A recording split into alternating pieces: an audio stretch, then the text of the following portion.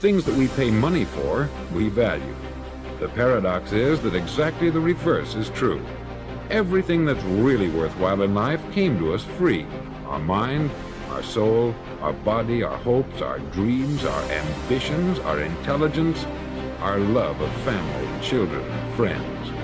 All these priceless possessions are free, but the things that cost us money are actually very cheap and can be replaced at any time. If it is your attachment, say, to material things or status or whatever, that's interfering with your psychological progression. Now, the idea is that you should let go of whatever it is that's interfering with your psychological progression, because no matter how valuable what it is that's interfering is, it's not as valuable as what you're giving up. The idea of the material world, it is in its own way a symbol. That is to say, if you buy the word material, you mean some sort of basic stuff out of which the world is made. The confusion of money in any form whatsoever with wealth is one of the major problems from which civilization is suffering. When we first began to use symbols to represent the events of the physical world, we found this such an ingenious device that we became completely fascinated. And in ever so many different dimensions of life, we are living in a state of total confusion between symbol and reality. But our culture, our civilization, is entirely hung up on the notion that money has an independent reality of its own. Let go of what's going to come to you, and what is going to come to you will keep showing up in larger and larger and larger amounts. And there's great wisdom in that fable. Let it chase you. Let it follow you, instead of being something that you're consumed with having to get. Because the more you're attached to the outcome, the more you're trying to get something that isn't what you need. But here's what's powerful. If you have a list of high purpose in your life, it pulls you toward the future. And the clearer it is, the stronger it pulls. The more dynamic it is, the more it affects your life, your spirit, your heart, your soul. It also creates imagination. It gets your mind working on how to achieve that purpose.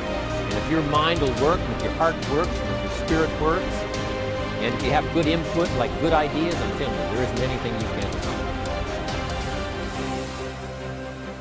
So if you've taken all of your attention off of everything material, there's only one place you're going to wind up, and that is the immaterial realm called the quantum field, an invisible field of energy that unifies and connects everything material.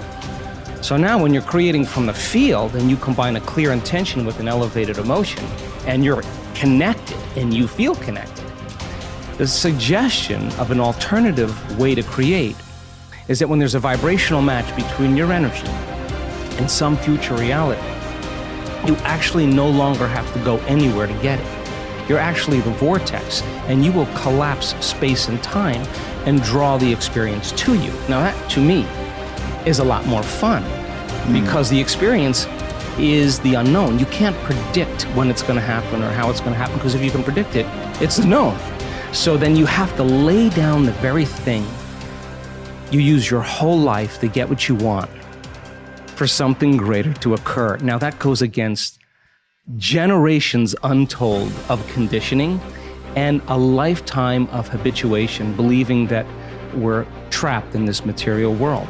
And yet, I can say to you, without a doubt, that once you understand that formula, and once you know how to create that kind of brain and heart coherence, the side effect of that is a change in biology, neurologically, chemically, hormonally, genetically. We've measured it. We've seen gene regulation changes in 4 days.